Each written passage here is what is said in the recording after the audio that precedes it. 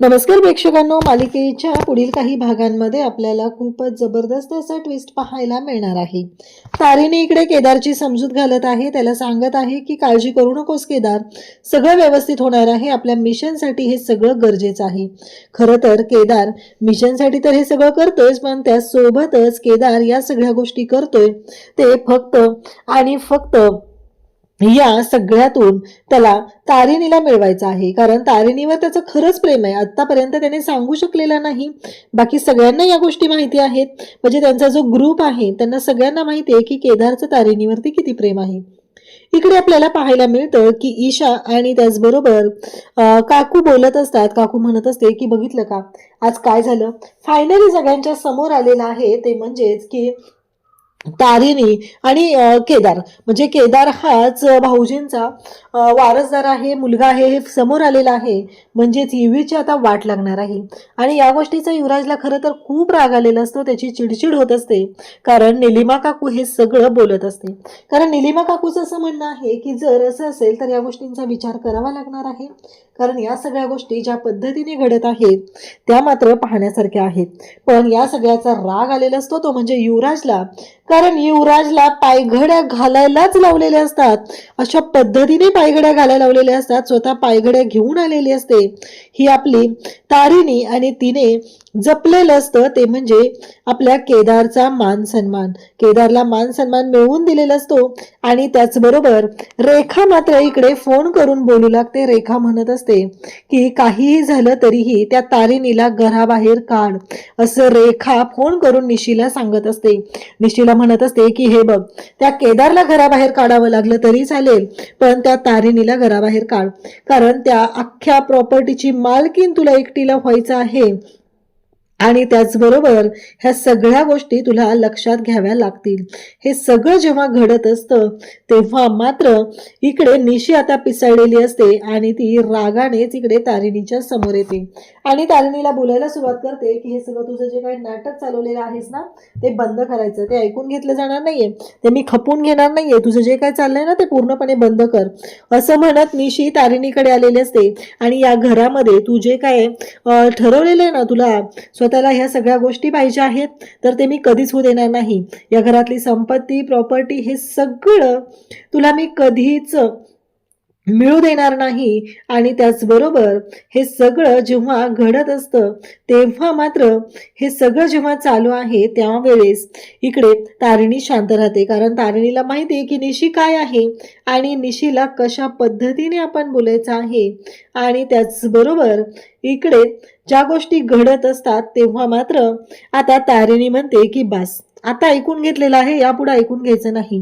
कारण जेव्हा माझ्या केदारचा अपमान होईल तेव्हा मी कुणालाही सोडणार नाही, हे तारिणीने ठरवलेलं असतं. मग निशीला आता तिच्या आईने फूस लावलेली आहे, केदारला घराच्या बाहेर काढ. जर तू तारिणीला काढू शकत नसेल ना तर केदारला काढायचं. मग केदार निघाला की तारिणी घराच्या बाहेर जाणारच आहे. हे मात्र आता तिथं बोलणं सुरू असतं. आता सगळ्या मीडियाच्या समोर तारिणीने त्याचबरोबर कौशिकी, दयानंद यांनी पुरावे दाखवलेले असतात. तरीही केदारवरती आरोप करणं अजिबात थांबलेलं नसतं. आता केदार थोडासा डिस्टर्ब झालेला असतो, त्याला ह्या गोष्टी, हा अपमान सहन होत नसतो. आजपर्यंत त्याने खूप वेळा ह्या गोष्टी सहन केलेल्या असतात. तेव्हा मात्र आता तारिणी केदारला सांगत असते की केदार, हा खेळ खेळायचा आणि जिंकून तर दाखवायचंच, काहीही झालं तरीही. कोणीही आपल्यामध्ये आलं तरीही थांबायचं नाही. कारण हे कोण आहेत, कसे आहेत हे आपल्याला चांगलंच माहिती आहे. त्यामुळं अजिबात माघार घ्यायची नाही, असं तारिणी इकडे केदारला समजून सांगत असते. खरं तर केदार सुद्धा या गोष्टींसाठी तयार झालेला असतो. कारण काहीही झालं तरीही केदारचं असं म्हणणं असतं की या सगळ्यातून माघार नाही. आणि त्याचबरोबर या सगळ्या गोष्टी कशा पद्धतीने हँडल करायच्या हे सगळं आता केदार आणि तारिणी या दोघांनीही ठरवलेलं असतं. आता मात्र युवराज हॉलमध्ये आलेला असतो आणि पुन्हा त्याची रडारड, ती भांडणं, ते सगळं सुरू झालेलं असतं. कारण तो पिसाळलेला असतो, त्याला पायाशी यावं लागलेलं असतं, तेही केदारच्या. तो म्हणत असतो की या माणसाची लायकी सुद्धा नाहीये, याच्या पायाशी तो आणलेला आहे. आणि कौशिकी खांडेकर, आज कुटुंब प्रमुख म्हणून तू जिंकली असशील, पण एक गोष्ट लक्षात ठेव, आज बहीण म्हणून तू हारलेली आहे.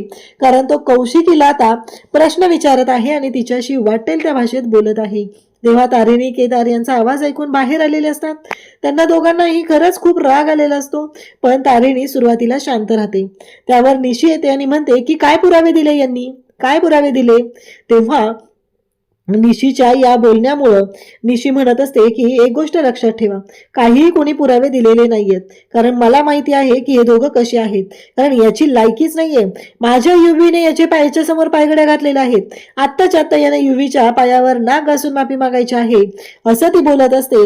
त्यावेळेस पद्मिनी तिथे आलेली असते आणि पद्मिनी म्हणत असते की बरोबर बोलते निशी, कारण तो चुकलेला आहे, कारण तो आत्ता आलेला आहे. कारण बाबांच्या आयुष्यात म्हणजे युवराज हा इथं जन्माला आलेला आहे, तो माझा मुलगा आहे आणि आतापर्यंत लहानाचं मोठं युवराजला आपण केलेलं आहे. त्यामुळं त्याच्याबद्दल असलेली सहानुभूती ह्या गोष्टी वेगळ्या आहेत. आणि आज या माणसामुळं, या मूर्ख मुलामुळं माझ्या युवीला पायाशी यावं लागलेलं आहे. त्यामुळं माझ्या युवीची पाय धरून माफी मागावीच लागणार आहे, असं यांचं बोलणं सुरू असतं. तेव्हा तारिणी म्हणते बाद झालं निशी, बाद झालं, आतापर्यंत खूप ऐकून घेतलेलं आहे पण यापुढे नाही. त्याच वेळी तिथं उभी राहते ती म्हणजे कौशिकी सुद्धा सांगू लागते की बाद झालं, आतापर्यंत सर्व गोष्टी झालेल्या आहेत पण यापुढे एक शब्दही ऐकून घेतला जाणार नाही, असं कौशिकीने सुद्धा सांगितलेलं असतं. कारण कौशिकीलाही माहिती आहे की खरं काय आहे. तिचा राग तारिणीवर आहे, तिला केदारबद्दल राग नाही. परंतु एक गोष्ट मात्र तेवढीच महत्वाची आहे की तिला केदारचा मान जपायचा आहे. केदार मोठा भाऊ आहे. तारिणी म्हणते, तारिणी त्याचबरोबर कौशिकी, दयानंद म्हणतो की एक गोष्ट लक्षात ठेवायची आहे युवराज, कारण तुला घराच्या बाहेर काढायला सुद्धा मी मागं पुढे बघणार नाही, तू जर या पद्धतीने वागणार आणि बोलणार असशील तर. पहिली महत्वाची गोष्ट म्हणजे काहीही झालं तरीही केदार हा तुझा मोठा भाऊ आहे आणि त्याला त्याचा मान मिळालाच पाहिजे. कारण त्या गोष्टीमध्ये अजिबात हायगय केली जाणार नाही आणि तुला हे सगळं ऐकून घ्यावंच लागणार आहे, हे लक्षात असू दे, असं म्हणत या सगळ्या गोष्टी आता बोलल्या जात असतात. खरं तर या सगळ्याचा त्रास हा तारिणीपेक्षा केदारलाही जास्त होत असतो. तारिणी तर सगळं केदारसाठी सहन करत असते, परंतु आता तारिणीने ठरवलेलं असतं की अजिबात माघार घ्यायची नाही. पण निशी केदारकडे येते आणि म्हणते, तुला जर माफी मागायची नसेल तर तू आत्ताच्या आत्ता या घराच्या बाहेर निघायचं आहे. तेव्हा तारिणीला जो राग येतो आणि तारिणी जाम वैतागते. तारिणी निशीच्या खानदिशी कानाखाली वाजवते. तेव्हा तारिणीवरती हात उघडण्यासाठी तिथे युवराज आलेला असतो. तेव्हा केदार इकडून येतो आणि युवराज म्हणतो की तू माझ्या बायकोवर हात उचललेला आहे, एवढं लक्षात ठेव. तेव्हा इकडे युवराज जेव्हा हे सगळं बोलतो तेव्हा मात्र घरातले सगळेजण तिथे जमलेले असतात आणि ते सगळेजण म्हणत असतात की बाद झालं, आतापर्यंत खूप गोष्टी झालेल्या आहेत पण यापुढे आता सहन केलं जाणार नाही, कारण केदारचा अपमान झालेला सहन करणार नाही. अशा पद्धतीने बोलणं सुरू झालेलं असतं. आणि त्यासोबतच इकडे आपल्याला पाहायला मिळतं की तारिणी सुद्धा तेवढी चिडलेली असते. तारिणीला खूप राग आलेला असतो. तारिणी म्हणत असते की केदारबद्दल जर कोणी अपशब्द बोलणार असेल तर मी सहन करणार नाही, असं म्हणत तारिणी आता अंगावर धावून आलेली असते निशीच्या आणि युवराजच्या. तेव्हा कौशिकी पण म्हणते की बरोबर आहे, केदारचा अपमान सहन केला जाणार नाही, कारण तो या घरचा मोठा मुलगा आहे आणि त्याला त्याचा मान मिळायला पाहिजे. आणि आता मात्र केदारने तोंड उघडलेलं असतं. केदार म्हणत असतो की आतापर्यंत मी शांत होतो, पण माझ्या बायकोच्या बद्दल जर कोणी असं बोलत असेल, असं वागत असेल तर त्याला मी सोडणार नाही, असं म्हणत केदार सुद्धा युवराजच्या अंगावरती धावून गेलेला असतो.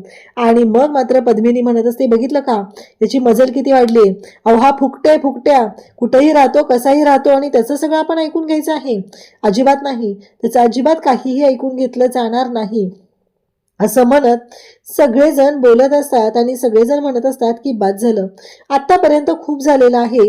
इकडे दयानंद काका सुद्धा तेवढेच चिडलेले असतात. ते म्हणत असतात की खूप झालेलं आहे, यापुढे एक शब्दही ऐकून घेतला जाणार नाही, सगळ्यांनी तोंड बंद करायचे आहेत, कारण आतापर्यंत केदारचा जो अपमान होत होता त्या सगळ्याला कोण जबाबदार होतं ते मला माहिती आहे, त्यामुळं इथून पुढे एक शब्दही बोलायचा नाही, असं म्हणत सगळ्यांनी बाजू घेतलेली असते. कौशिकीने सुद्धा सगळ्यांच्या समोर सांगितलेलं असतं की केदारला जर मान दिला जाणार नसेल तर त्यासाठी त्या व्यक्तीच्या विरोधात इथे मी उभी राहणार आहे केदारच्या बाजूने, कारण केदारला त्याचा मान मिळाला पाहिजे. आजपर्यंत त्याच्यावर अन्याय झालेला आहे, त्याच्याशी चुकीच्या पद्धतीने या सगळ्या गोष्टी झालेल्या आहेत.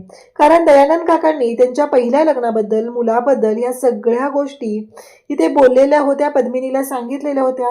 परंतु पद्मिनीला प्रॉपर्टीमध्ये वाटेकरी नको आहे, कारण ही सगळी प्रॉपर्टी तिला एकट्या युवराजच्या घशात घालायची आहे. पण तिच्या लाडक्या युवराजने आजपर्यंत काय काय कांड केलेले आहेत हे तिला सुद्धा माहिती नाहीये, कारण तिला असं वाटत असतं की तिनं जे काय केलेलं आहे ते अगदी बरोबर आहे. परंतु या सगळ्यामध्ये युवराजने जे काय केलेलं आहे ते जेव्हा समोर येईल आणि त्याची जी वाट लागणार आहे ते जेव्हा कळणार आहे, तेव्हा मात्र खरी मजा येणार आहे.